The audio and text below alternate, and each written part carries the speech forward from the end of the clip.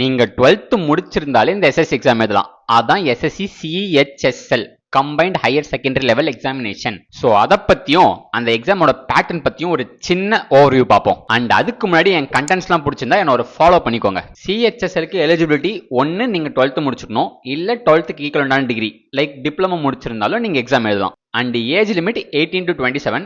In case நீங்கள் OBC கேட்டகரியில் வந்தீங்கன்னா 3 years ரிலாக்ஸேஷன், இல்லை எஸ்சி எஸ்டியில் வந்தீங்கன்னா 5 years ரிலாக்ஸேஷன். நெக்ஸ்ட் போஸ்ட்லாம் என்ன மாதிரி இருக்குன்னா எல்டிசி, ஜேஎஸ்ஏ, டிஇஓ. ஸோ இதோட ஃபுல் ஃபார்ம்லாம் வந்து இந்த ஸ்லைடில் கொடுக்குறேன், பார்த்துக்கோங்க. நெக்ஸ்ட் எக்ஸாம் சைடுக்கு வந்தா டிட்டோ லைக் சிஜிஎல்.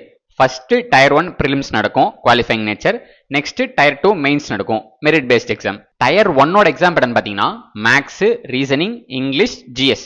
ஸோ ஒவ்வொரு சப்ஜெக்ட்லேருந்தும் 25 கொஷின் வரும். அண்ட் ஒவ்வொரு கொஷினுக்கும் 2 மார்க் ப்ளஸ் ராங் ஆன்சருக்கு 0.5 நெகட்டிவ் மார்க்கிங். ஒன்ஸ் ப்ரிலிம்ஸை கிளியர் பண்ணிட்டா நெக்ஸ்ட் மெயின்ஸ். மெயின்ஸில் மொத்தம் 2 செஷன் நடக்கும், மார்னிங் 1, அப்புறம் ஒரு சின்ன பிரேக் அப்புறம் செஷன் 2 நடக்கும். அண்ட் செஷன் 1ல் வந்து 3 செக்ஷன் இருக்கும். அண்ட் செக்ஷன் 1ல் வந்து மேக்ஸ் அண்ட் ரீசனிங், அது 1 ஹவருக்கு அப்புறம் க்ளோஸ் ஆகிடும்.